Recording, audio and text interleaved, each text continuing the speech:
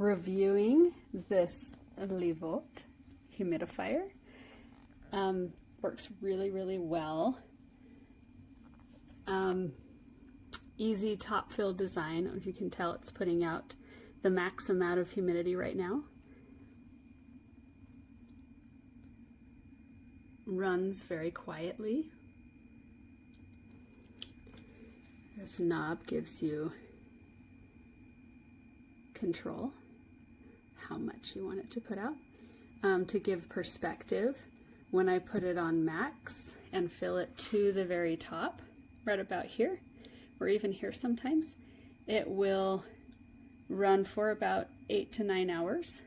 I'll put it on before bed and it's still running in the morning with just a little bit of water left. So easy to run all night. This lid just lifts. You can see where that comes out. Easy to fill.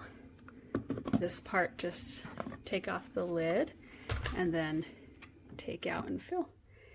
And manufacturer does not recommend, I think, putting oil directly into the water. However, I have added a couple drops of lemongrass to my water and have had no problems whatsoever with this running smoothly. I've had it for about 6 months. Great investment, wonderful item.